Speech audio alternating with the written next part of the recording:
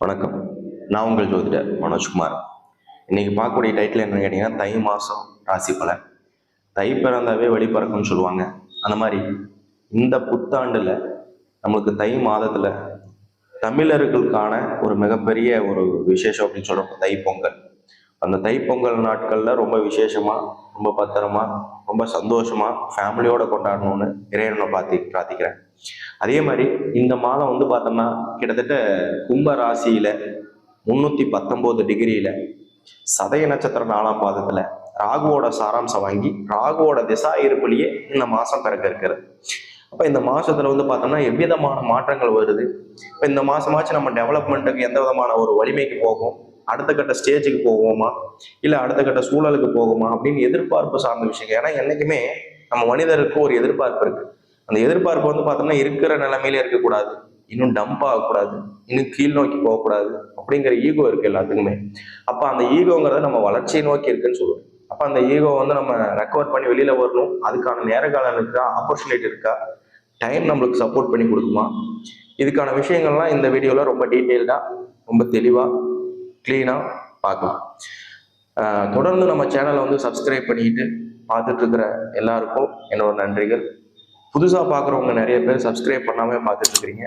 நம்ம சேனலை சப்ஸ்கிரைப் பண்ணுங்கள். அப்பனா தான் அடுத்தடுத்த வீடியோஸ் தொடர்ந்து உங்களுக்கு கிடைக்கும்.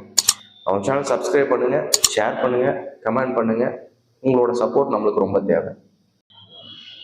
தனுசு ராசி கிட்டத்தட்ட இந்த தை மாசத்துல ஒரு பாசிட்டிவான ஒரு ராசிகள்னு சொல்றப்போ வந்து ஒரு 2-3 ராசி சொல்லலாம். அதுல 2வது ராசியா அந்த தனுசு ராசியை சொல்லலாம். என்ன காரணம்? உங்க ராசி அதிபதி யாருன்னு கேட்டீங்கன்னா குரு.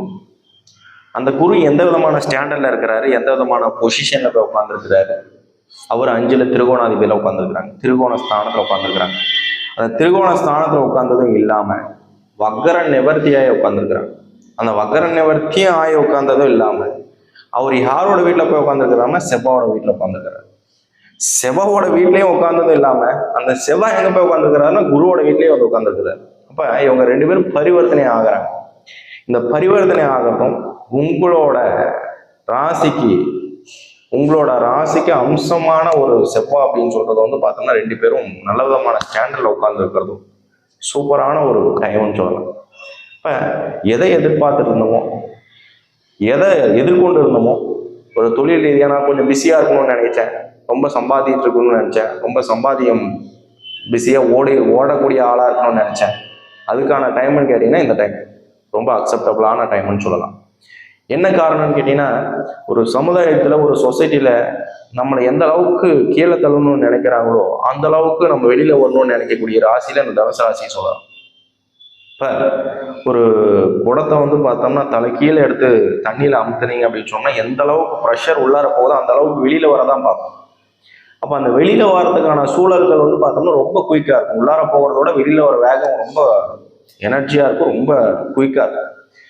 அந்த குயிக்னஸ் கொடுக்கறதுக்கான டைம், அதாவது அந்த டைம் வந்து உள்ள இருக்கிற ப்ரெஷர் வந்து டைம்னு சொல்லலாம். ஏன்னா ஒரு சமுதாயத்துல ஒரு சொசைட்டில ஒரு ஜென்ரலான ஒரு பொசிஷன்ல நான் ரொம்ப டாப்பாக வரணும், ஒருத்தவங்க பேச்சுக்கு ஆளாகக்கூடாதுன்னு நினைக்கிறது, ஒருத்தவங்களுக்கு முன்னாடி அவமானப்பட்டு நிற்கணும்னு நினைக்கிறது, இது எதுவுமே அவங்களுக்கு பிடிக்காது. நான் இன்னும் அந்த இடத்துல அடிச்சு சொல்றேன், எழுதி வச்சுக்கோங்க. இவங்க ஒரு இடத்துல இருக்கிறாங்க, அவங்க வந்து பார்த்தோம்னா நம்ம கொஞ்சம் அவமானப்படுத்தி பேசலாம், கொஞ்சம் டம்ப் பண்ணி பேசலாம் அப்படின்னு சொல்லி பேசி பாருங்க, அவங்க அடுத்த செகண்ட் வந்து அந்த இடத்துல இருக்க மாட்டாங்க. அதே மாதிரி அந்த பேசுனதை சாதிச்சுட்டு உட்காருவாங்க. அதுக்கான ஒரு முழு முயற்சியில அவங்க பயன்படுத்துவாங்க, அதுக்கான முயற்சி எடுப்பாங்க. அதுக்கு என்ன காரணம்னு கேட்டீங்கன்னா, உங்களோட ராசியாதிபதியான குரு இருக்கிறதுனால கிடையாது. அந்த குருவோட பலம் அப்படி. இப்போ வந்து பார்த்தோம்னா எந்த அளவுக்கு நான் பொறுமைசாலியோ அந்த அளவுக்கு கொஞ்சம் வீரியசாலின்னு சொல்லலாம், தைரியசாலின்னு சொல்லலாம். என்ன ஒண்ணுன்னா கொஞ்சம் ஓப்பனா எந்த ஒரு விஷயத்தையும் வெளிப்படையா சொல்ல மாட்டாங்க, பேச மாட்டாங்க. இவங்க என்னதான் இருக்கு இவங்க கிட்ட அப்படின்னு சொல்றது வெளிப்படையா யார்கிட்டையும் காட்டிக்க மாட்டாங்க. இப்போ என்கிட்ட அந்த தனுசு ராசிக்காரங்கிட்ட கோடிக்கணக்கில் சொத்து இருக்கலாம், சுகம் இருக்கலாம், இல்லை அவங்க கிட்ட வந்து பார்த்தோம்னா எத்தனையோ கோடிகள் பணம் வச்சிருக்கலாம், இல்லை எவ்வளவோ மக்களோட சப்போர்ட் வச்சிருக்கலாம். ஆனால் இவங்க எது இருந்தாலும் இவங்க வெளிப்படையாக காட்டிக்குவாங்களான்னு கேட்டீங்கன்னா 100% காட்டிக்க மாட்டாங்க. வேணும்னா அந்த தனுசு ராசிக்காரங்க உங்கள் ஃபேமிலி மெம்பர்ஸாக இருந்தால் நீங்கள் யோசிச்சு பாருங்க. ஒரு படிக்கிற பசங்களாக இருந்தாங்க அப்படின்னு சொன்னால் எவ்வளோ படித்தாலும் அதுக்கான ஒரு வெளியில காட்டிக்குவாங்களான்னு கேட்டீங்கன்னா கிடையாது. படிச்ச மாதிரியே காட்டிக்க மாட்டாங்க. எவ்வளவு சொத்து பத்துக்கள் இருந்தாலும் இருக்கிற மாதிரி காட்டிக்க மாட்டாங்க. ஒரு வெளிப்படையான விஷயத்துல அவங்கள திட்டினாலும் ஏத்துக்கிட்டு போயிடுவாங்க.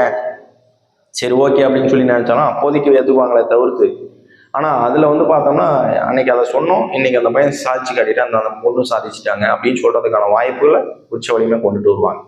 அப்ப இந்த அளவுக்கு ஒரு சுபாவங்கள் கேரக்டர் படைச்ச ஒரு ஜாதகத்தை, ஒரு ராசியை நான் அதுக்கு இன்னமும் ஏதாச்சும் ஒரு விதமா சப்போர்ட் கொடுத்துட்டோம், ஒரு ஆன்டி டோஸ் கொடுத்துட்டோம், ஒரு பூஸ்டர் டோஸ் கொடுத்துட்டோம், சும்மா இருக்கிறவங்களுக்கு சார்ஜ் ஏற்றி விட்டுட்டோம் அப்படின்னு சொன்னோம்னா அவங்க இன்னும் எந்த அளவுக்கு ஸ்பீடப் ஆகுவாங்க. அவங்க செய்யக்கூடிய தொழில செய்யக்கூடிய வேலையில கொஞ்சம் பொறுமை காட்டினாலும் பஞ்சுவாலிட்டி, நீட்னஸ், கைண்ட்னஸ் இது எல்லாமே அவங்ககிட்ட எதிர்பார்க்கலாம். என்ன காரணம்?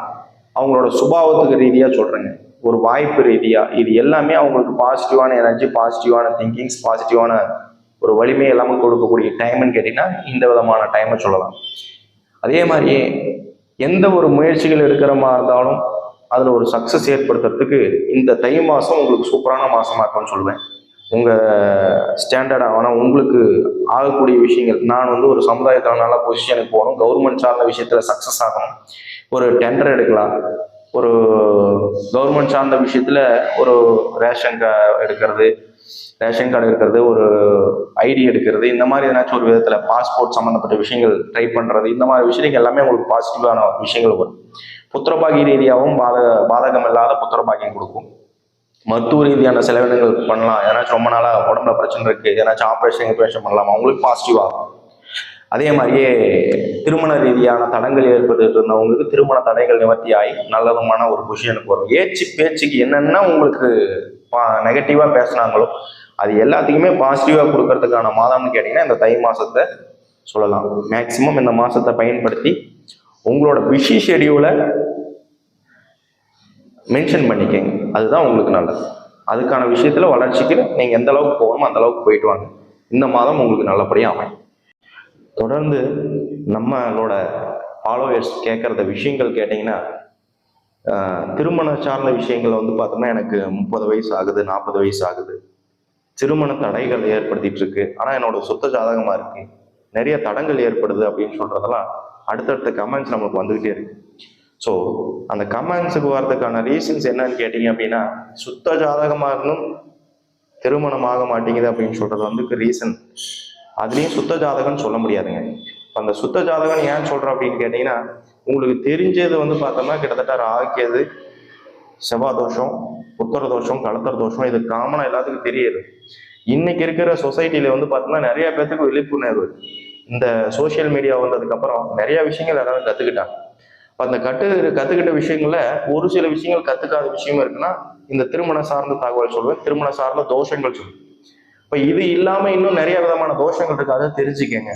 அப்போ ஒருத்தருக்கு திருமணம் ஆகல, தடையாகுது, தாமதப்படுத்தி கொடுக்குது, திருமணத்துக்கான பிரச்சனைகள் கொடுக்குது அப்படின்னு சொல்றது எல்லாமே எதனாச்சும் ஒரு பிரச்சனைகள் நம்ம ஜாதகத்துல இருக்கும்.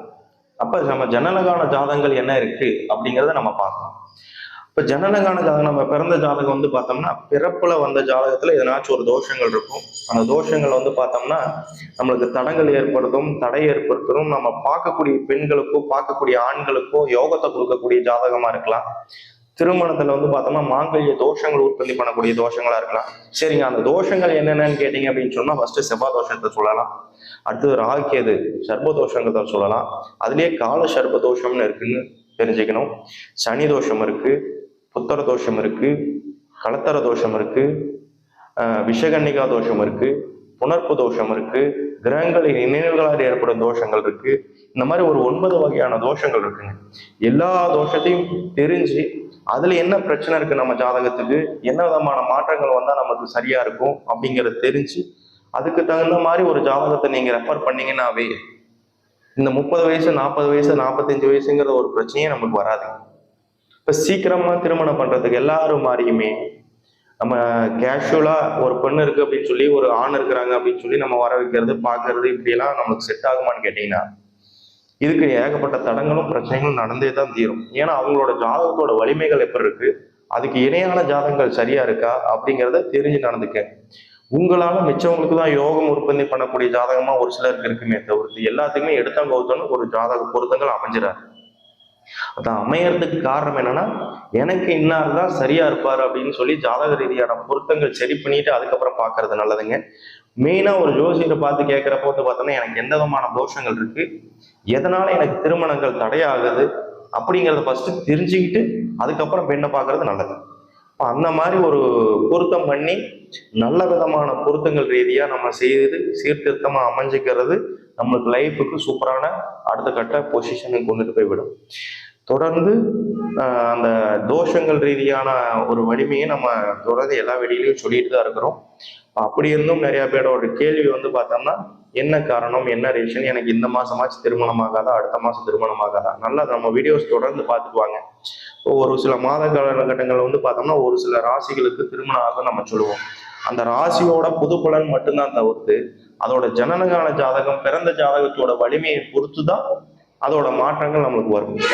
அப்ப வந்து பார்த்தோம்னா மெயினான ரீசன் நம்மளுக்கு அந்த பிறப்பு ஜாதகத்தோட வலிமையை பொறுத்து நம்ம திருமண சார்ந்த விஷயத்துல நல்ல விதமா அமைச்சுக்கிட்டு இந்த வருட காலகட்டங்களாச்சு 2024 நம்மளுக்கு ஒரு நல்ல லைஃப் அமைஞ்சு, நல்ல பிஸ்னஸ் அமைஞ்சு, நல்ல ஒரு ஃபேமிலி அமைஞ்சு, இல்லை புத்திர பாகிய ரீதியாகவும் நல்ல விதமான புத்திர பாகியங்கள் அமைஞ்சு சீர்திருத்தமான லைஃப் அமையறதுக்கு பரிபூர்ண வாழ்த்துக்கள்.